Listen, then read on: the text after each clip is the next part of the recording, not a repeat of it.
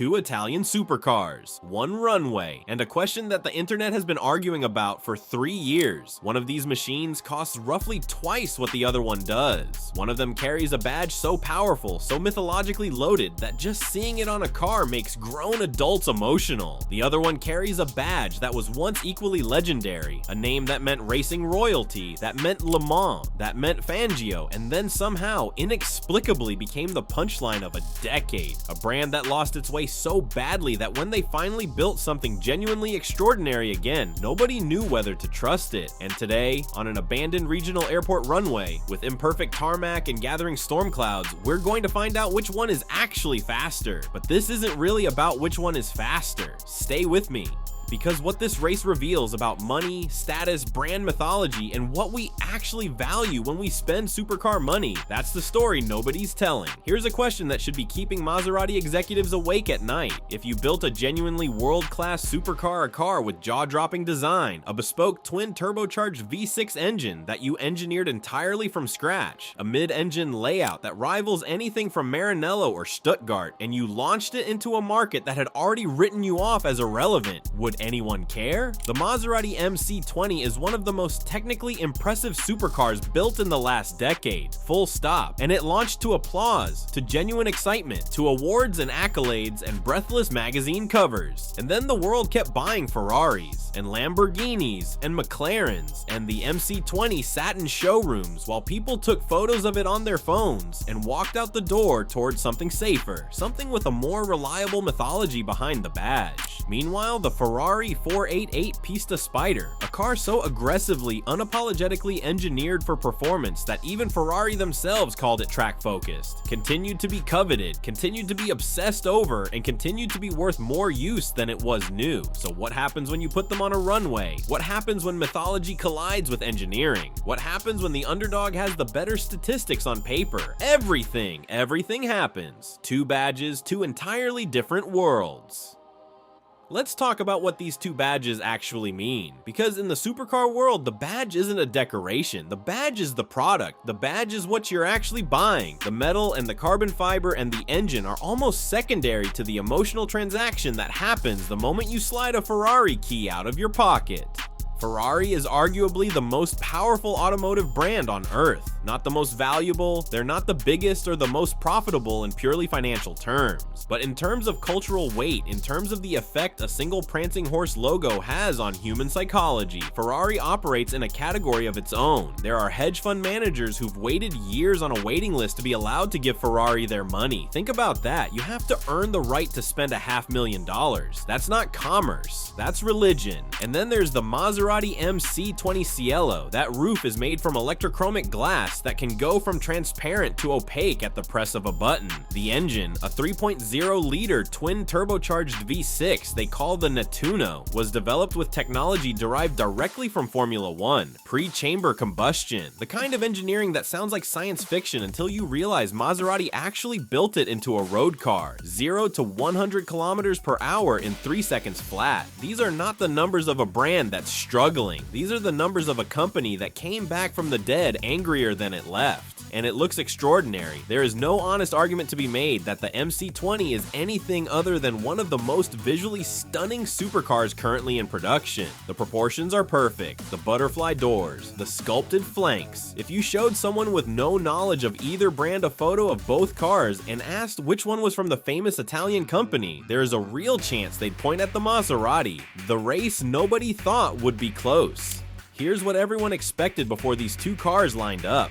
Ferrari wins comfortably. Ferrari wins by the kind of margin that makes the race feel like confirmation rather than competition. The Maserati looks great, gives a solid showing, and everyone goes home having seen exactly what they expected to see. That is not what happened.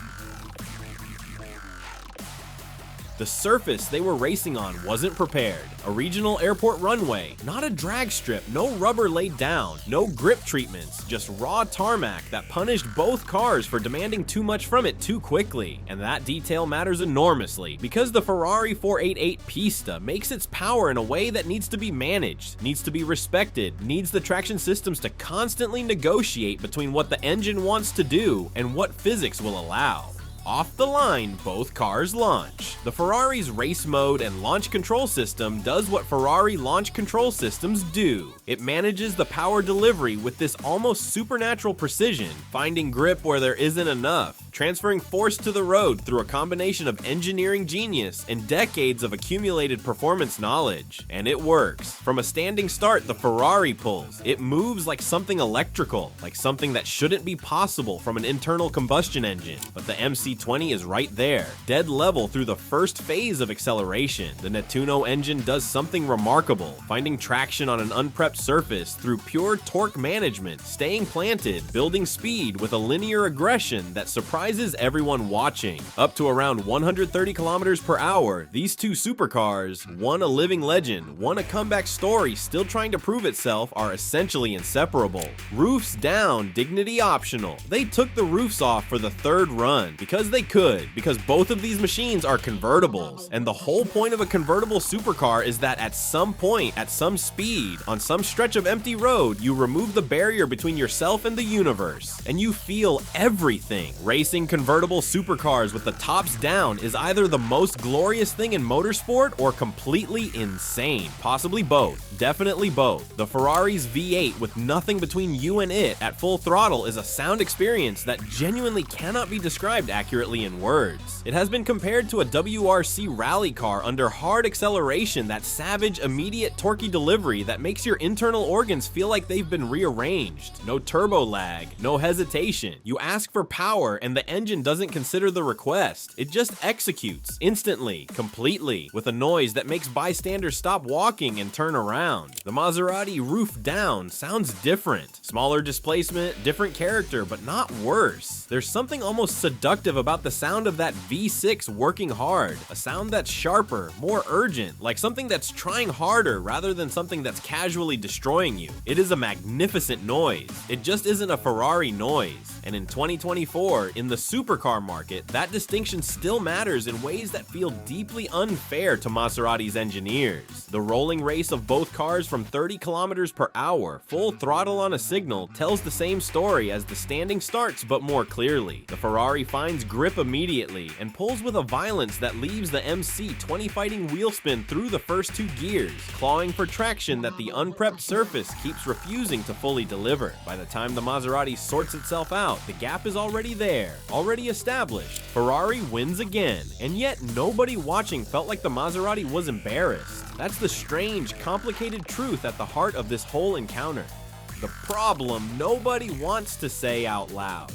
Here's the thing that nobody in the supercar industry wants to admit publicly, because admitting it feels cruel and also feels like bad marketing for everyone involved. The Maserati MC20 is a genuinely excellent supercar, objectively, measurably, by every technical metric that matters in this class of vehicle. It belongs in the conversation, and it is almost certainly the most significant thing Maserati has built since the MC12, a car that aped the Ferrari Enzo's platform and wore a Maserati badge and became instantly legendary because of it. The Ferrari doesn't need your trust. The Ferrari has your trust already, inherited from 60 years of racing and screaming engines, and Schumacher and Lauda, and 100 moments that got burned into the cultural consciousness of anyone who ever cared about cars. When you hand Ferrari your money, you're not taking a risk. You're joining something. You're buying certainty alongside the speed. When you hand Maserati your money for an MC20, you're making a statement about believing in something before it's proven itself completely. You're backing the comeback, and most people, even people with supercar money, are more risk averse than that.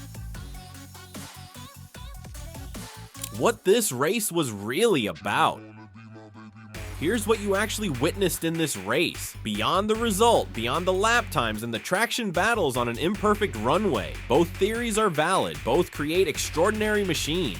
And the fact that one of them happens to belong to the most dominant brand in automotive history, while the other is still clawing its way back to relevance, that's not really about engineering. That's about story, about narrative, about the decades-long accumulation of moments and victories and emotions that make a badge feel like something worth chasing. One day, if Maserati keeps building cars like this, the MC20's successors might sit on that start line with a different weight behind them, with a different mythology closing the gap that the badge still creates. But that day isn't here yet, and watching these two cars race on a wet regional runway, rain beginning to fall, engines cooling down, you feel the distance between where Maserati is and where it wants to be, and you feel unexpectedly something like hope for them. The Ferrari won. Nobody is surprised, nobody should be. But if you watched this whole race and felt something for the Maserati, if there was a moment when you thought maybe, just maybe, the blue sky newcomer was going to do something impossible to the red legend, then you already understand something important.